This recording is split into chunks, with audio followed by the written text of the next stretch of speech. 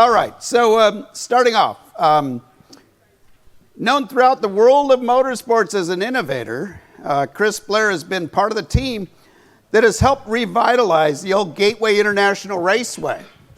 The changes to the facility have been stunning. As a media person who went there before and after, climbed up in the grandstands and heard creaking to, being in the garage area and looking at things that didn't look safe, to now where it's really turning into a first-class facility. The drag strip, the karting facility, all fantastic. The oval track, the pavement doesn't come up like it used to. Just the little things, but also the big things. The changes have been stunning, but more importantly, the connection with the local community is finally there, something you didn't have before. My station manager back at WITY in Danville talks about being a local radio station connected to local companies. It's very important for racetracks to have that same mindset. You guys have done it. So Chris, introduce yourself, please. So Chris Blair, my background, I always like to say I've been very fortunate because I've never had a real job a day in my life. I worked my way through college promoting dirt tracks in Kentucky. From there, I went to work for a company called, at the time it was SRO, which eventually became Feld, promoting air shows, monster trucks, supercross. Then I went over to NHRA in Seattle. I was there for 4 years as a division director. I was at Las Vegas Motor Speedway for VP of Racing Operations for 12 years and been in St. Louis now for 7. So I've kind of taken the world tour, and it's been fun. Our next guest has worn many hats in the motorsports world, including PA announcer, play-by-play man, before working his way up to become the president and executive producer for the Motor Racing Network.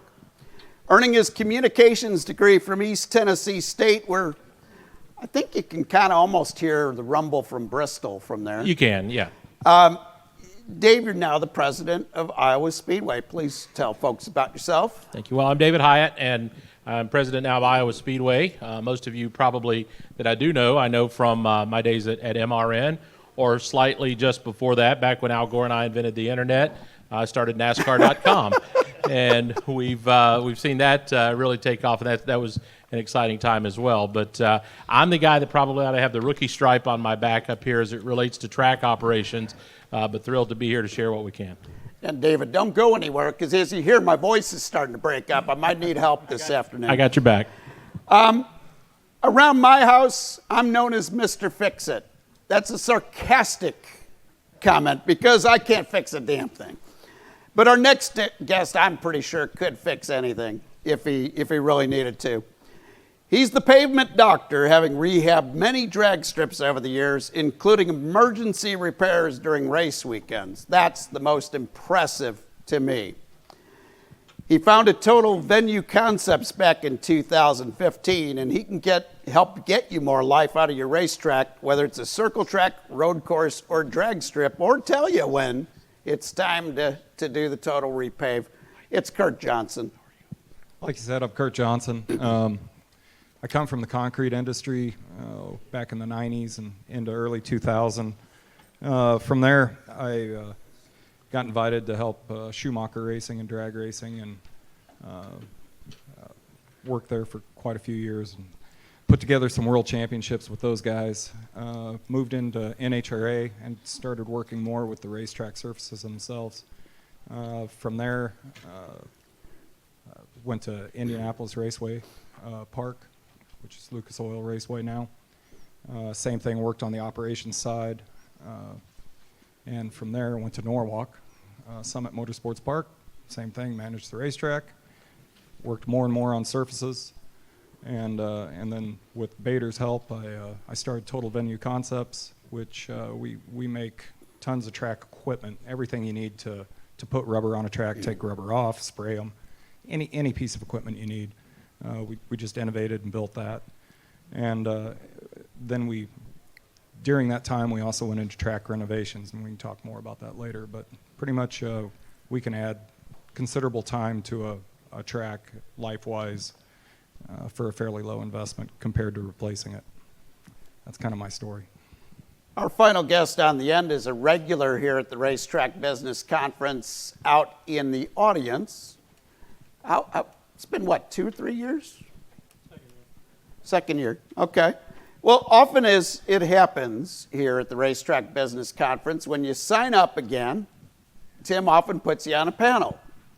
And that's what's happened here. But in all sincerity, the reason he's on the panel is since taking over as general manager at Lake Erie Speedway, you've helped lead your team to some of the best seasons that track has had while making some big changes. So please introduce yourself. My name's AJ Moore, general manager at Lake Erie Speedway. I've been there since 2006. 2006 to 14, I was a competition manager when we ran weekly. We had a weekly short track series. Since 2015, we've been strictly special events, and it was something that we truly needed to keep moving forward. So look forward to talking to you guys about it. First question I have, I'm going to aim it right at you, Chris. You've got a facility that's got a little bit of everything. How tough is it to manage what really is 4 facilities within one? Making sure you keep them all busy, but not having so much going on that one gets in the way of the other. And that really is a challenge, especially when you're in the weeks leading up to one of the bigger events, leading up to our IndyCar race. 2 weeks before IndyCar, we had Formula Drift. Our Kartplex had a big event going on also. Drag Strip was active. And it boils down to making sure that when we're in the planning process, and that's one of the things that we're working on right now, is what our calendar looks like for next year, is assigning the responsibilities to the proper people. Our Kartplex is really good in that it's turnkey. We have an experienced racer who runs it that understands all the pieces that he needs, so he kind of takes the focus on that. But we just kind of divide it up amongst all of our teams so that everybody's always working. You know, a lot of people have this misconception that within the racing industry, when October, November rolls around, you lock the doors and you go off and you're sitting on a beach drinking a pina colada. And we're finding out right now we're as busy as we are by the time we go to all the track operator meetings, events like this, the trade shows, all the meetings we have with the sponsors and the scheduling. This is really our busiest time of year, and we're flat out wide open on trying to get those things done. And that's one of the things we've tried to condition our staff where they're looking forward. We're giving deadlines for our people that 120 days out from IndyCar, they have to have their final budgets. They have to let us know who the vendors are they're working with. So we try to stay one step ahead, and I think that's one of the keys to making that work. David, what's the difference between handling a huge event like a televised NASCAR race, where television dictates sometimes your schedule rather than when you'd like to run it or when the fans might want you to run it, versus a regional touring series like a short track series or even midgets or sprint cars that come to visit you, because you've got quite a variety. How different is it handling those events where TV makes the calls for you versus the other events where you get to have more decision making? Yeah, it can be really challenging in a lot of different ways, and you're really kind of serving 3 masters, because not only do you have TV, if you have TV and it's a big event, you also have a big sanctioning body who's there. And even though in our case, the sanctioning body owns our track, we also really thrive off our local audience. So you've got to do your local show, your TV show, and what the sanctioning body wants you to deliver at the same time. So really juggling that means getting the right people on the right topics. Don't try to do everything yourself. Obviously, you'll fall on your face doing that. So you want to make sure that you have the right people aligning and liaising with the right partners that are coming in. In our case, a great example of that would be with our IndyCar race last year. We had wanted, at fan demand, to take that race back to a nighttime race. Now, as many of you know, it went a lot later than we wanted it to go as a nighttime race, but we did get the schedule chatter going on with the sanctioning body. They then liaised to the TV networks and said, here are the windows that we can do. So what we wound up doing was choosing a weekend that we probably would not have chosen. But our choices were so slim based on the TV offerings that we could either do it back-to-back with our final race weekend, NASCAR race weekend of the year, or we could have done it in September. And also on the calendar that week was a little football game going on up in Ames, Iowa, between Iowa State and University of Iowa. Yeah, that doesn't draw much of an No, it doesn't draw interest much in of the a state. crowd at all. So, Nah. but we figured, let's give them a chance. Let's don't take their crowd away. So we chose to go in July with it. And when you think about juggling that event, not only did you have to juggle it to get it on the calendar and to get the program in place, of course, then we got hit by Mother Nature. And we had to juggle again and look at what the sanctioning body was looking for, look at what the TV networks were looking for, who originally said we can go as late as you want to go, until we started at 11 o'clock, and they said, we got to be off in 2 hours.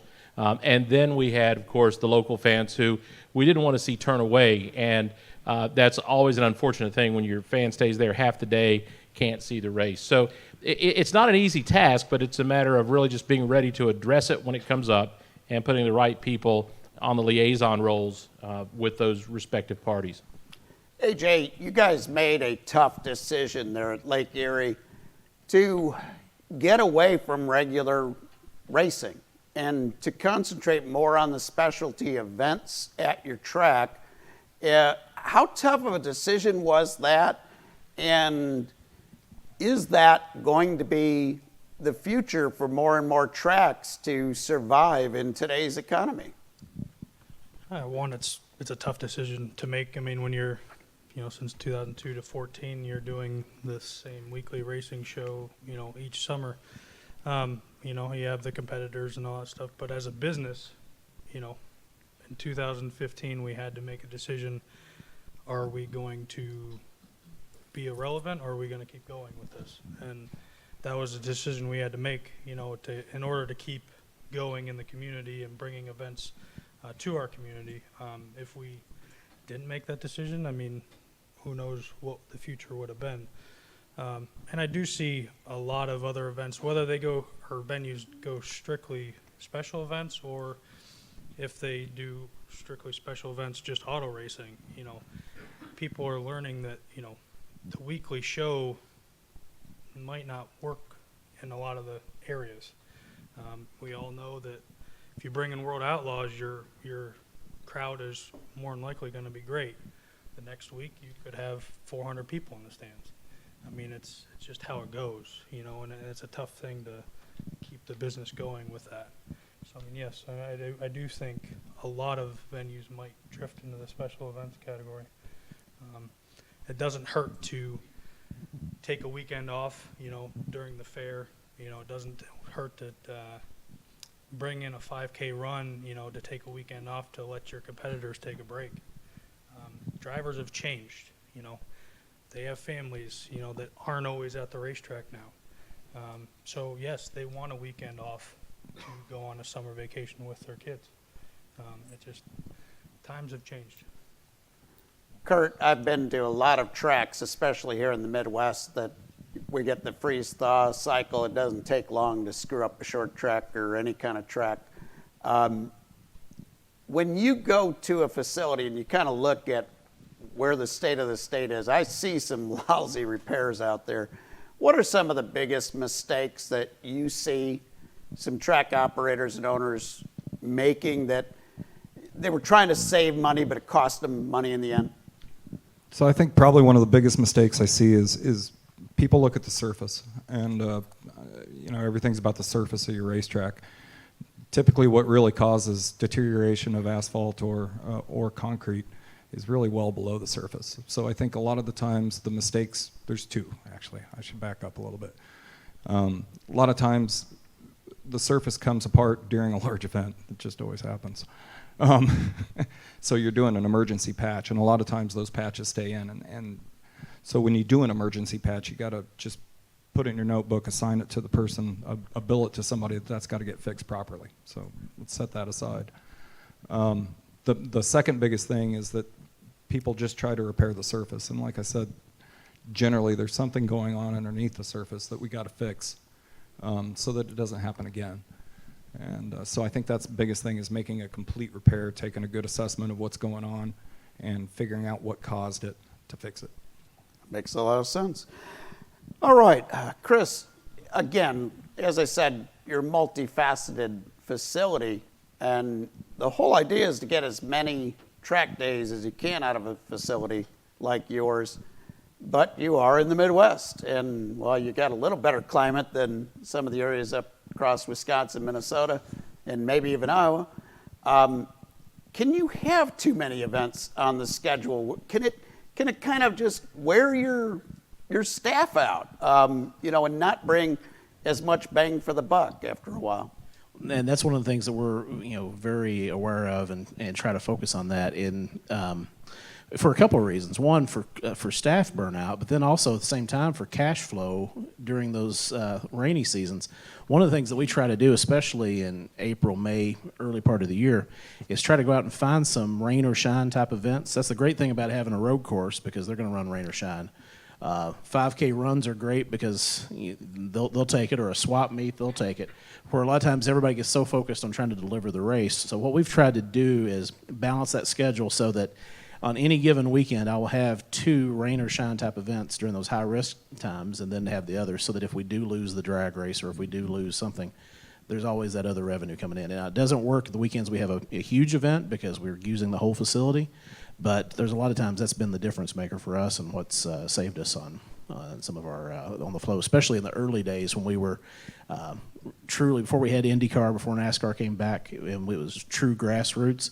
We tried to focus on that type of an approach, and kind of getting back to the other point too, too much. There was so many. I was looking at some of the old schedules back in the day from the previous group, and the weekly racing program was 26 weekends.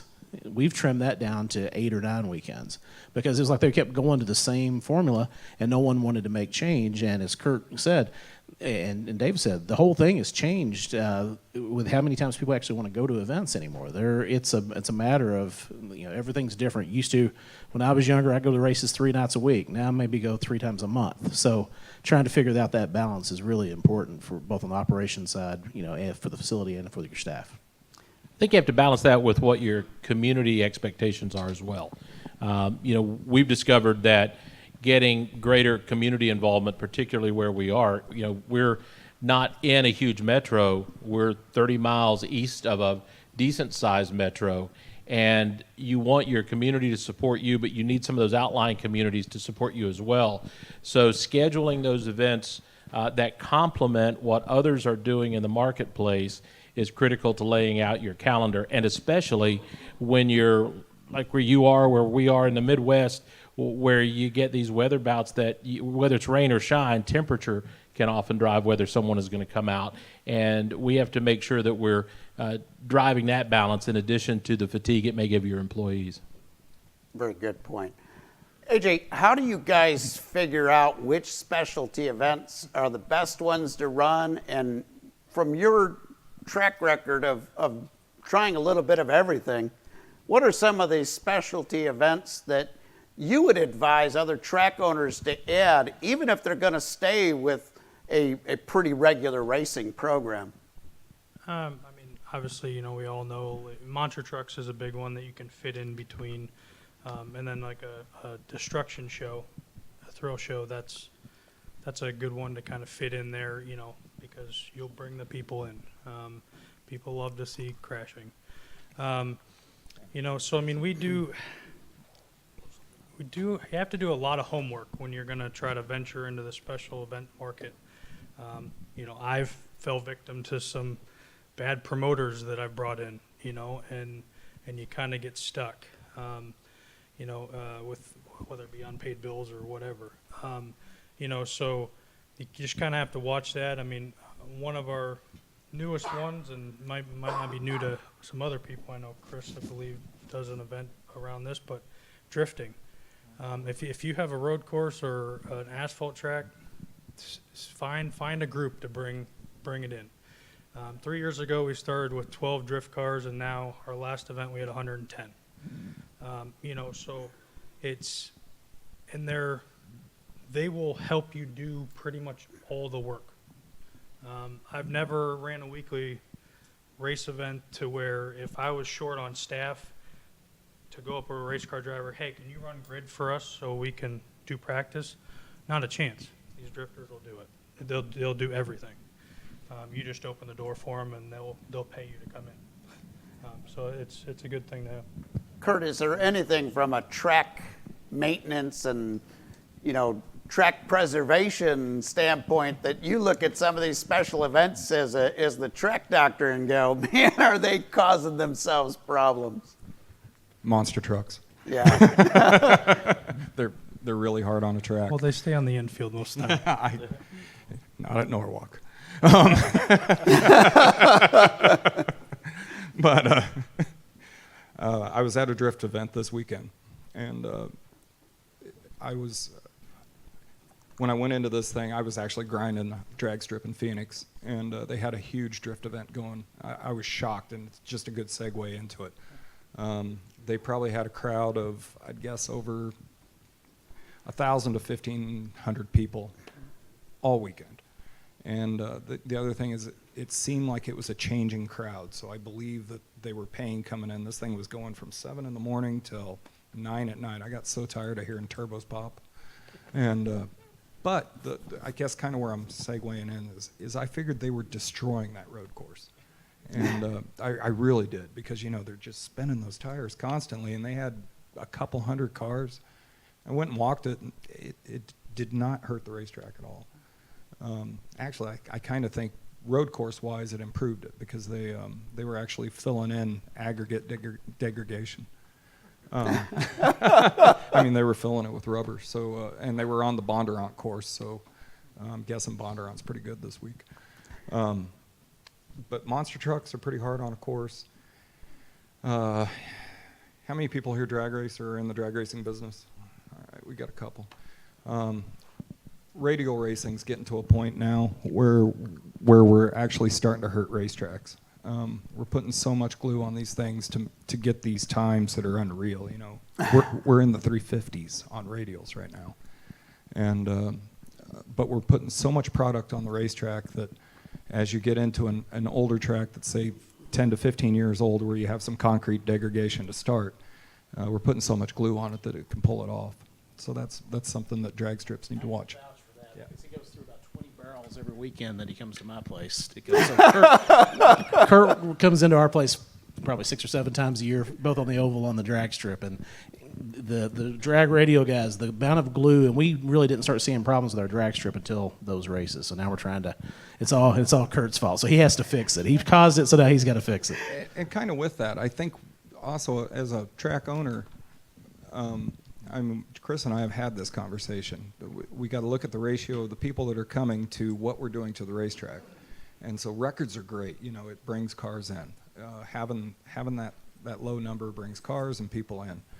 But at some point we got to, and like I said, we've had this conversation. We got to decide where are we going to quit. And because we have tracks down south where they don't care. I've had track owners tell me, I'll tell them, look, we're tearing the surface up. I don't care. All right, get me the glue. And but we would never do that at Chris's track. We start seeing the surface have any kind of problem, we're going to pull back on it, because I know that's not something that we can allow to happen there. So as a track owner, you just kind of need to watch what's going on with your track. You got to decide, where's the revenue coming, and is this worth it?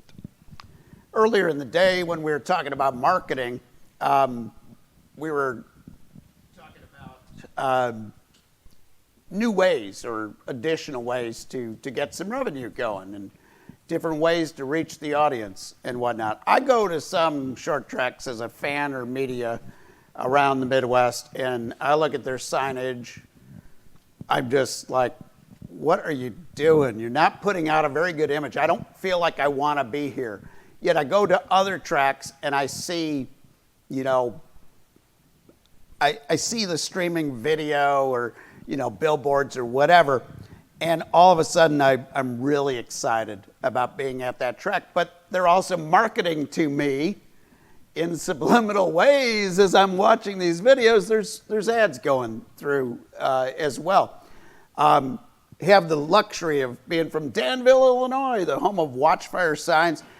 Mary Ellen, what advice do you have for some track owners and operators that they can use signage like yours and not think of it as a cost center, but as a revenue generator? I think if you're not making money off of your video board, we need a long discussion. To me, I think when you guys are talking about the special events, that's where I think probably some of the greatest opportunities are lying, because it does give you an opportunity to use the video board that you already have to add value to those special events and to double some of your ad revenue that maybe wasn't available before, and get new. I mean, you're not investing anything but a couple of minutes on a computer to create a new piece of content that's going to bring in some revenue for you. And it's affordable for all levels of racing or minor league sports. I know you work with quite a few folks in the minor league sports world that kind of makes the short track racing scene look like they've got big budgets to work with. So I'm missing the baseball winter meetings for this, and I couldn't be happier.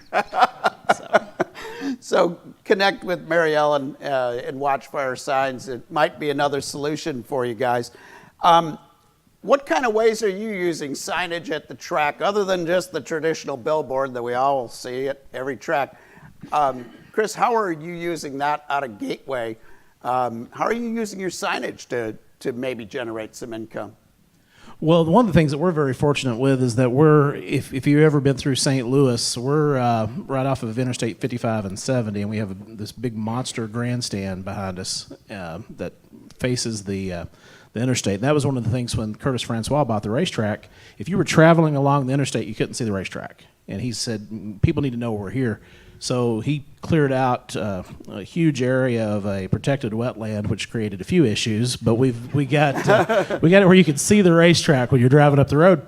And it started out as an experiment with one banner on the back of a grandstand, and the phone started ringing. And so this big, massive 17,000 seat grandstand that faces it, we now have 4 banners on the back of that. The banners are 60 feet tall by 25 feet wide, something like that, because we had to build it to the structure. And we now have a waiting list for those signs, and that's been some of the easiest money that we've ever had. And it's also kind of become an ego play as well, for a lot of people. We had one group that called, and all they asked about was wanting one of those signs because it faced the interstate, because the owner drove by every day, and they wanted to see that. So that was something that we had never done before. The previous owners hadn't done, and now we're seeing that as being a big win. And we're at a point, as you know, Bob Sargent was in here. We do some events with Bob, and Bob's always calling me up wanting you need some billboards as part of his rental, and we're at a point we're building new frameworks and new billboards just because of the fact where we are on TV. It's a good sales point, but we also have another highway that goes on the other side, so we sell the front and the back of a billboard.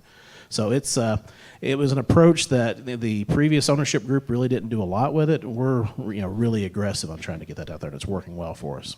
David, same question to you. How are you using signage in innovative ways to generate some more income and more awareness of your track? Yeah, a lot of the same thing. We're along I-80 out in Iowa, and we have one set of billboards that's up off our Turn 3 area of the racetrack that are double the size of a normal billboard, and we use both sides of that. So you can see it. The value proposition for the sponsor is that he gets the race fans when they're there inside the track, and he gets the traffic when it's passing on the outside of the racetrack. And those we've actually talked about how do we add more. Will you be able to see them from there with some other development that we are going to see happening near our racetrack? So we're working through that in one way. I would also go back and talk about, again, video signage. While we don't have any permanent that's on site, part of my prior life at MRN, we developed what is now known as ISM Vision at all of the NASCAR racetracks and developed the model that worked around that. So it behooves us on our touring events to bring in a screen and to work with our TV partners and with our production companies who are there to make sure that we've got a feed, even if that feed is just the raw, clean feed of video without any of the graphics that are going on. What we're able to do then is break it down as we'd see fit to insert some signage. You can scroll signage across it. You can, without interrupting the video, keeping it live the whole time.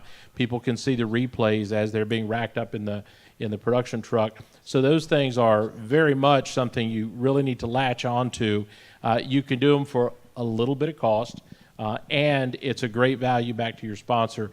Any sponsor who's sitting there and they see their name in lights, they're going to like it. and we see that a lot. We also, in our space, we've done a lot of good work with banners. Around every racetrack, there's a ton of fence line.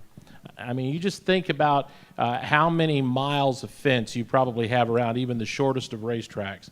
And banners, 3x3 banners that sponsors can put out can really fill up a section of a fence if you do it just right. And in most cases, your sponsor will provide the banners. They'll go get a roll of banners, and you can sell them at a low dollar. It's kind of that low-hanging fruit aspect, and people are going to walk by them somewhere on the property. You might not get as many eyeballs as if they're sitting in the bowl, but you're going to get plenty of eyeballs when they're walking to and from the bowl. And it's kind of an old concept, but we don't do it enough. Before I ask AJ the next question here, we're going to turn it open to the audience here. So if you guys have any questions, raise your hands and I'll make sure to get you the mic. AJ, what kind of ways are you using signage or just kind of original ideas that you guys have come up with to try to maximize every dollar of revenue? I mean, back to David here, we all have a bunch of fence line, so I mean, banners are probably your cheapest, if you get a good company to work through, they're pretty cheap to put a sponsor on every single angle so they get eyeballs. We don't have a video board. We have this problem in Erie, Pennsylvania where the winds get really bad. So, I mean, we put too much stuff up, it's just going to shred. And then we got to replace it. So, I mean, I guess maybe we're behind the ball on that signage stuff, but we do what we can with your area that you're in. You got to watch that too. I mean, we could put up a video board and spend all the money, and we get a microburst. We had 3 this year, so it could destroy it. So you just got to watch what area you're in, and what you do. Kurt, nothing makes more money for a track than putting on a good show. And one of the trends in recent years, is putting some compound down on short tracks and ovals. Even NASCAR's done it on 1.5-mile tracks with some success.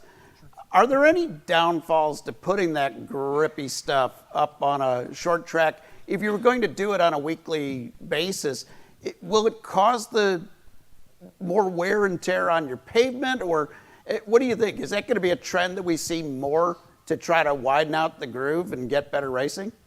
I think absolutely it's going to be. We've been doing it, Chris's track, for a while.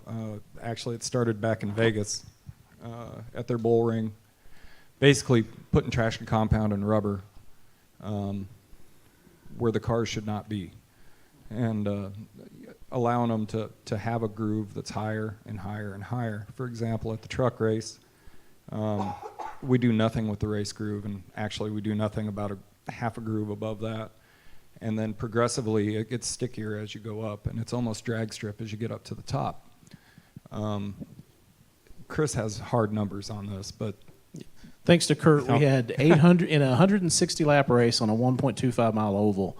We had 886 green flag passes in our NASCAR truck race, and that's with 32 starters.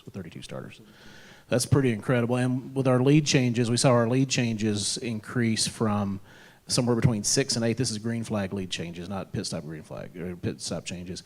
We saw the number jump to 18 last year from somewhere in 8. And this is coming on a surface that's just 2 years old. So that was one of the things that when we got together with Kurt, everybody was concerned about the new surface and what it would do. And we had some mad science sessions, and it worked out.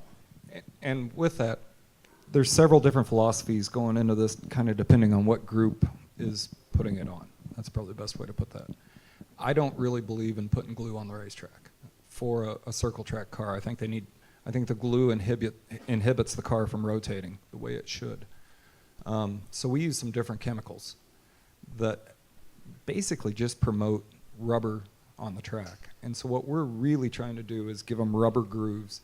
And I'm not going to say I don't use glue. There's a small amount of glue in it that gives it just a little bit of a tack. And we use more of that as we go up higher. But I think the key to good, consistent, clean racing is having rubber on the racetrack. And with that, having what rubber they're using. So at IndyCar, we've done this at a couple different places. Basically, you got 3 different classes. Everybody's on a different tire. And so we can go out before qualifying on each one of those, and we have machines that can put down, if they're on Cooper tires, we can be using Cooper tires. If they're on Dunlaps, we can put Dunlap, Michelin, so forth. We can put whatever tire we need on the machine. And so that car is coming into whatever rubber it's running on. The process isn't really fast. It's a little bit of an inhibitor there. We use big tractors, and we can run about 23 miles an hour rotating. And when I say rotating, we're using machines that turn the tires backwards, mounted tires on the back of the tractor backwards to put the rubber down.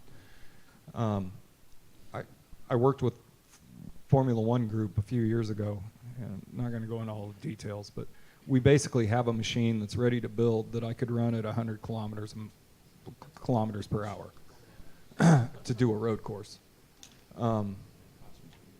Those are in Formula One.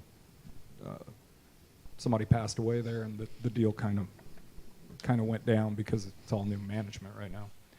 But we have the technology. I just got to build it. Well, let's wrap things up. Chris, I'm going to let you give us a final thought first. Well, just kind of hit the high points. The one thing with Kurt that we found is the one thing you keep hearing, everybody talks about the on-track product, so that the prep process is a big part of that. One of the things we wanted to try to do is if racers would go into a turn and they could see the rubber in a certain section, they would not go high. We wanted to try to eliminate that where when they go into it, they can't really see where the groove is. They have to figure it out. So that improved the overall quality of the track and the overall quality of racing kind of on that subject. And then on the other piece of this too is just everybody in general, if you're in the racetrack operations business, you need to be looking at every possible source of revenue. And I saw him here earlier. I don't know where he went, but when I was in college, I used to go over to Andy Vertre's track at Louisville Motor Speedway. And Andy was the master of revenue generating all year long. And whether it was parking cars on the parking lot from the Ford plant to concerts to all the different things he would do, what he was doing along with Scott Douglas at that place was just absolutely incredible. And that's one of the things that I took in moving forward of what can we do year round. And I think it's something that people need to be looking at. Right now I have 6,000 Chrysler cars parked on our track. And the reason for that is because of what I saw Andy doing 25, 30 years ago. Very cool. David. Yeah, I reiterate a lot of what Craig just said. It's thinking about those alternative uses of the property when you can use them. Sometimes you even capitalize on tragedy. We had a couple of tornadoes that came through Iowa a couple of years ago, and I got a call at home from one of the companies that handle the insurance salvages and needed a place to move cars to, stage them, to store them before they auction them off to salvage yards. It's kind of unexpected use of our property. We were able to accommodate that, but it certainly opened up some eyes of our folks who in the operation space who were thinking, we probably could have done this or could have done that, not necessarily around a tragedy, but just the fact that here we are out in the middle of farm country in Iowa, and I kind of liken the racing business to farming. This racetrack is a big hole in the ground, and we throw a whole lot of money into it all year long, and a couple times a year we want to get something out of it. And the more times that we can harvest from it, the better. So keeping it ready to use, and I think more importantly, keeping it ready to show. Even in the off season, when you've got people who are interested, you want to bring them to your racetrack, let them see what kind of facility you have, and whether that's your club space in a tower, your suites if you have them, the field that you put up your hospitality tents in, keep the grass trimmed down in your parking lots, and stuff off the racetrack, just general clean appearance, because you never know when that guy's going to drive by and say, hey, there's a space. We're going to host Christmas parties at our racetrack, for example, for some local businesses. Things like that are things that you can plan to try to go get. But if you're not ready to show your property when you come in, you just really need to focus on how it's going to look the first time somebody comes by to see it, especially if you're not set up for a race event. AJ. To go around the special events, I just definitely do your homework before you book an event. Don't just go with the first show that you see on Google or whatever. Make sure that they're professional. And don't be afraid to think outside the box, when bringing in an event. It's, it could work for you, just because it's not something that goes around in circles or goes straight down a drag strip. It could work, and it could save your season in the end. So just keep an open mind. Kurt? Kind of with what you were hitting on off-season upkeep. I go to a lot of racetracks. We're in, 13 countries right now. Any weekend, I generally have 4 crews out prepping a racetrack somewhere, and I was home 36 days last year.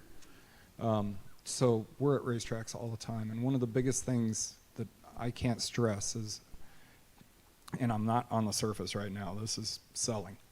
I got that hat on. The experience starts as you're coming into the track. Everybody knows that. And I go to a lot of really good racetracks that as you're driving into the place, the signage, the ditches not being mowed, I see that at a lot of places, and I really think it deteriorates from the image with the community and from the racers that are coming in, because I think your experience starts as you're coming into the racetrack. As far as the inside of the track, I'll kind of leave that to you guys. I'll make your racetrack really good. What did we learn today? We learned that you need to find new ways to use your property other than just racing events, whether it's specialty events or any other way that you can use your property. Maximize the value because it's there and people will want to use it. Find the low-hanging fruit for additional revenue, or find new creative ways with video billboards and better signage to draw more attention to your facility while also making some additional revenue.